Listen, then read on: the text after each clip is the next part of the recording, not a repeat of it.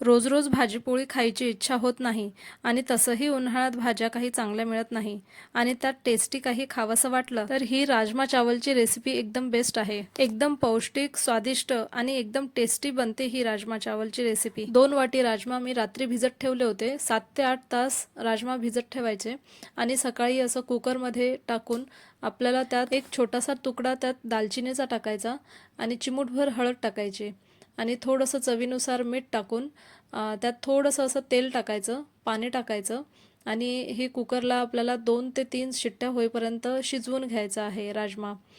मला वाटते थोडंसं जास्त वेळ लागते राजमा शिजायला. मी जवळजवळ 3 ते 4 शिट्ट्या होऊ दिल्या होत्या आणि ह्यात थोडंसं हिंग पण टाकायची आणि कुकर लावून आपल्याला शिट्ट्या काढून घ्यायच्या आहे. आता कुकर होईपर्यंत आपल्याला एक भाजीला लागणारा मसाला तयार करून घ्यायचा आहे. वाटणाचा मसाला तयार करून घ्यायचा आहे. त्यासाठी मी इकडे गॅसवर तावा ठेवलेला आहे. त्यात मोठा एक चिरलेला कांदा टाकलेला आहे, टोमॅटो, थोडासा खोबरा टाकलेला आहे आणि 2 ते 3 काजूचे तुकडे टाकलेले आहे.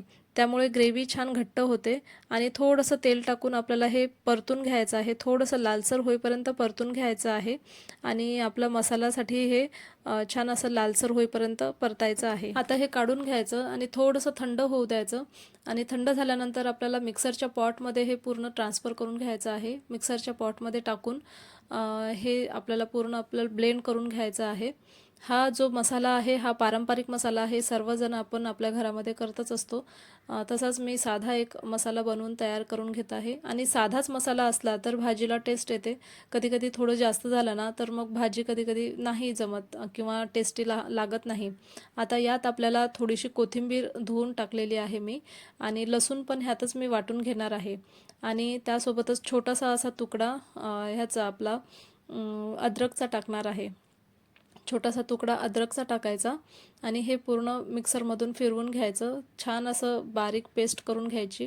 एकदम छान बारीक पेस्ट पण झालेली आहे आणि आपल्याला आता इकडे कुकर पण झालेला आहे. कुकरला थोडं 4 ते 5 शिट्ट्या झाल्या तरी काही हरकत नाही. थोडा वेळ जास्त शिजवू द्यावं लागते राजम्याला, कारण ते आतून शिजलं पाहिजे, छान सॉफ्ट झालं पाहिजे आणि राजमा पण छान शिजला होता. 4-5 शिट्ट्या होऊन छान शिजला होता. आता इकडे कढई ठेवली आहे मी गॅसवर आणि तेल टाकलं आहे. आपल्या आवडीनुसार आपण तेल टाकायचं, कमी जास्त. त्यात मोहरी टाकली, जिरा टाकला आणि ते तडतडलं की एक तेजपत्ता टाकायचा, कढीपत्ता टाकायचा आणि हा आपला वाटणाचा मसाला टाकायचा. त्यात थोडं 3 ते 4 मिनिट हा मसाला परतून घ्यायचा. छान असं लालसर होईपर्यंत परतून घ्यायचं आहे, फिरवत राहायचं आणि त्यात आपल्याला थोडे आपले सुके मसाले टाकायचे आहे. लाल तिखट, हळद, धनिया पावडर, मसाला वगैरे मी काळा मसाला नाही टाकला आहे कारण जास्त मसालेदार होतं मग भाजी. त्यात मी तिखट पण थोडीच टाकलेली आहे कारण ही तिखट घरची आहे, घरची बनवलेली आहे.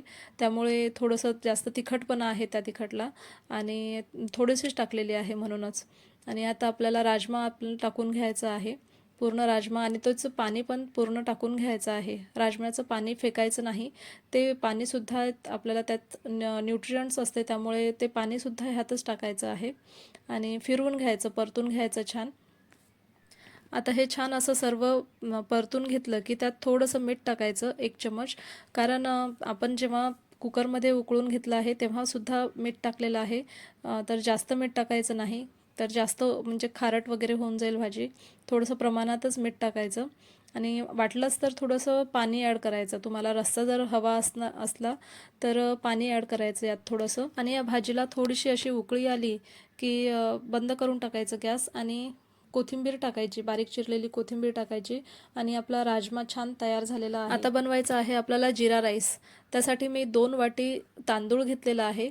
लांबवाला तांदूळ घेतलेला आहे मी. पुलावाचा जो मिळतो ना तांदूळ, तो वाला तांदूळ घेतलेला आहे. त्याची टेस्ट खूप छान लागते राजम्यासोबत.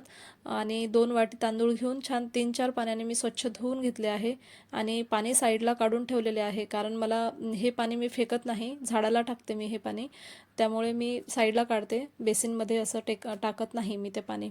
3-4 पाण्याने छान स्वच्छ धुवून घ्यायचं तांदूळ. राजमा चावल हे उत्तर भारतामध्ये खूप फेमस आहे आणि खूप प्रसिद्ध आहे तिकडे. जसं दिल्ली, पंजाब इकडे खूप प्रसिद्ध असं हे पदार्थ आहे आणि तिथल्या घराघरांमध्ये हे बनतं, राजमा चावल बनतं आणि ढाब्यांवर सुद्धा राजमा चावल खूप आवडीने खाल्ला जाते. पण आता पूर्ण भारतातच आवडीने खाल्लं जाते. माझ्या आईला मी लहानपणापासून स्वयंपाक करताना बघितलं आहे. ती कधीच डाळ तांदूळ धुतलेलं जे पाणी आहे ती फेकायची नाही, ती झाडाला टाकायची. त्यामुळे मला पण ती सवय पडली. मी पण डाळ तांदूळ वगैरे धुतलेलं पाणी झाडाला टाकून देत असते. आता इकडे गॅसवर पातेलं ठेवलं आहे गरम करण्यासाठी.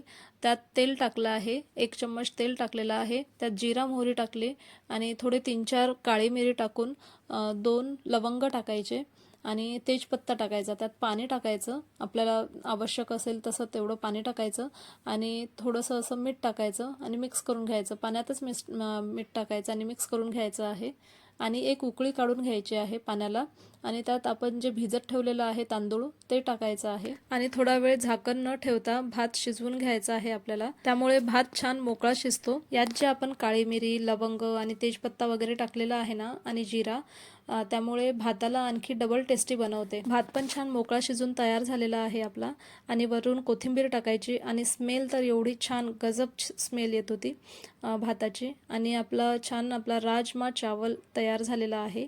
तुम्ही पण एकदा ही रेसिपी ट्राय करून बघा आणि कमेंट करून नक्की सांगा. Bye bye.